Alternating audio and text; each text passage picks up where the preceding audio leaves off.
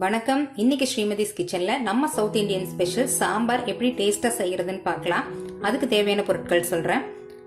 100 gram அளவு இருக்கிற துவரம் பருப்பை 2-3 தடவை தண்ணியில அலசி சுத்தம் பண்ணி வச்சிருக்கிறேன். இந்த மாதிரி 6 கத்திரிக்காய் எடுத்துருக்கிறேன்.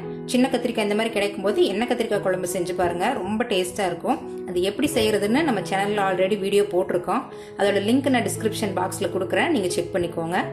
ஒரு முருங்கைக்காய், ஒரு கேரட், 1 டேபிள் ஸ்பூன் நல்லெண்ணெய், 10 சின்ன வெங்காயம், கொஞ்சமா மஞ்சள் தூள், 6 பல் பூண்டு, 2 பச்சை மிளகாய், 1 ஸ்பூன் மிளகாய் தூள், தேவையான அளவு உப்பு, 1 எலுமிச்சம்பழ அளவு புளியை தண்ணியில ஊற வச்சிருக்கேன் 10 நிமிஷம், 1 பெரிய தக்காளி, 1 கொத்து கருவேப்பிலை இலை, கொஞ்சமா பெருங்காயம், கொஞ்சமா வெந்தயம், 1/2 டீஸ்பூன் ஜீரகம், 1 டீஸ்பூன் கடுகு, 2 டேபிள் ஸ்பூன் அளவு சாம்பார் தூள். ஃபர்ஸ்ட் நம்ம பருப்பை வேக வச்சிடலாம். ஒரு குக்கர்ல 2 கப் அளவு தண்ணி சேர்த்திருக்கேன். அதுல கழுவி வச்சிருக்கிற துவரம் பருப்பு சேர்த்துக்கலாம். இப்போ இது கூடவே பூண்டு சேர்த்துக்கலாம், மஞ்சள் தூள் சேர்த்துக்கலாம். இது கூடவே 1 ஸ்பூன் அளவுக்கு விளக்கெண்ணெய் சேர்த்துக்கிறேன். விளக்கெண்ணெய் சேர்க்கறதுனால பருப்பு எல்லாம் ஒரே மாதிரி சீக்கிரமா பூ மாதிரி வெந்து வரும். உங்களுக்கு அந்த ஸ்மெல் பிடிக்காட்டி அதை நீங்க சேர்க்க வேண்டாம், இன்னொரு விசில் சேர்த்து விட்டுக்கோங்க. இப்போ குக்கரை மூடி வச்சு மீடியம் ஃப்ளேம்ல ஒரு 3 விசிலுக்கு பருப்பை வேக வச்சு எடுத்துக்கலாம். இப்போ நம்ம சாம்பார் செய்யலாம். ஒரு பாத்திரத்துல 1 டேபிள் ஸ்பூன் நல்லெண்ணெய் சேர்த்துக்கிறேன். எண்ணெய் சூடானதுக்கு அப்புறமா கடுகு சேர்த்துக்கிறேன், கொஞ்சமா ஜீரகம் சேர்த்துக்கிறேன், ஒரு 1/4 ஸ்பூனை விட கம்மியா வெந்தயம் சேர்த்துக்கலாம், ஒரு சின்ன துண்டு கட்டி பெருங்காயம் சேர்த்துக்கலாம்.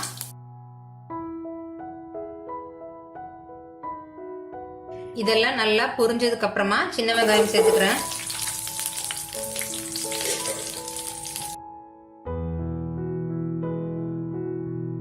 ரெண்டு பச்சை மிளகாவை கீரி சேர்த்துக்கிறேன். அடுத்ததா ஒரு பெரிய தக்காளி சேர்த்துக்கலாம். சின்னதா இருந்தா 2 தக்காளி சேர்த்துக்கோங்க. தக்காளி கொஞ்சம் சாஃப்டா வேகிற வரைக்கும் ஒரு 2 நிமிஷம் வதக்கிக்கலாம். அடுத்ததா கட் பண்ண முருங்கைக்காவையும் கேரட்டும் சேர்த்துக்கலாம். கத்திரிக்காய் சீக்கிரமாவே வெந்துடும், ஆனா முருங்கைக்காயும் கேரட்டும் வேகிறதுக்கு கொஞ்சம் டைம் எடுக்கும். அதனால கத்திரிக்காயை நம்ம அப்புறமா சேர்த்துக்கலாம். ஃபர்ஸ்ட் இது 2 வேகட்டும். இப்போ 1 நிமிஷம் இந்த மாதிரி எண்ணெயிலே வதக்கி விட்டுக்கலாம். 1 டம்ளர் அளவுக்கு தண்ணி சேர்த்துட்டு காய்கறிகள் வேக வச்சிடலாம். இப்போ இதை மூடி வச்சுட்டு மீடியம் ஃப்ளேம்ல ஒரு 4 நிமிஷம் வேக வச்சுக்கலாம். இப்போ ஒரு 4 நிமிஷம் ஆயிடுச்சு. அடுத்ததா நான் கத்திரிக்காவை கட் பண்ணி இந்த மாதிரி தண்ணியில போட்டு வச்சிருக்கிறேன். இதை நம்ம உள்ள சேர்த்துக்கலாம்.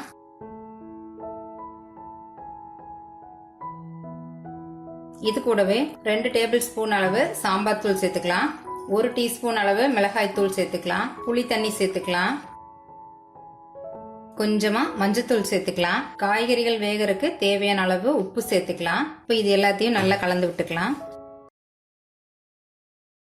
எல்லாத்தையும் நல்லா கலந்ததுக்கு அப்புறமா இன்னொரு 1/2 டம்ளர் தண்ணி சேர்த்துக்கிறேன்.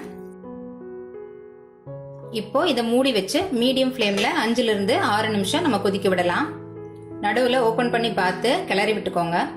இப்போ ஒரு 5 நிமிஷம் ஆயிடுச்சு. காய்கறிகள் நல்லா வெந்துருச்சு, மசாலாவும் பச்சை வாசனையில போயிடுச்சு. பருப்பை நான் இந்த மாதிரி நல்லா குழைவா வேக வச்சு வச்சிருக்கேன். இப்போ அதை உள்ள சேர்த்துக்கலாம். இப்போ இதை ஒரு வாட்டி நல்லா கலந்து விட்டதுக்கு அப்புறமா மீடியம் ஃப்ளேம்லயே 3 நிமிஷம் கொதிக்க விடலாம். பருப்பு ரொம்ப கெட்டியா இருக்கிற மாதிரி இருந்ததுன்னா கொஞ்சமா தண்ணி சேர்த்துக்கோங்க. இப்போ சாம்பாருக்கு தேவையான உப்பு சேர்த்துக்கலாம். ஆல்ரெடி காய்கறிலையும் சேர்த்துருக்கோம், அதனால அளவா சேர்த்துக்கோங்க. கடைசியா இதுல கொஞ்சமா மல்லி இலை சேர்த்துக்கலாம். அப்புறம் கொஞ்சமா நெய் சேர்த்துட்டு நம்ம ஸ்டவ் ஆஃப் பண்ணிடலாம். வீடே மணக்கிற அளவுக்கு சாம்பார் அருமையா ரெடி ஆயிருச்சு. இட்லி, தோசை, அப்புறமா சூடான சாதத்து கூட சாப்பிட்றதுக்கு ரொம்பவே சூப்பரா இருக்கும். சாம்பார் பொதுவா எல்லார் வீடுகள்லயுமே செய்யக்கூடியதுதான், ஆனா ஒரு தடவை இந்த மாதிரி நீங்க செஞ்சு பாருங்க, இந்த டேஸ்ட் ரொம்பவே பிடிக்கும் உங்களுக்கு. இந்த வீடியோ பிடிச்சிருந்ததுன்னா லைக் பண்ணுங்க, ஷேர் பண்ணுங்க, கமெண்ட் பண்ணுங்க. ஸ்ரீமதிஸ் கிச்சனை சப்ஸ்கிரைப் பண்ணுங்க.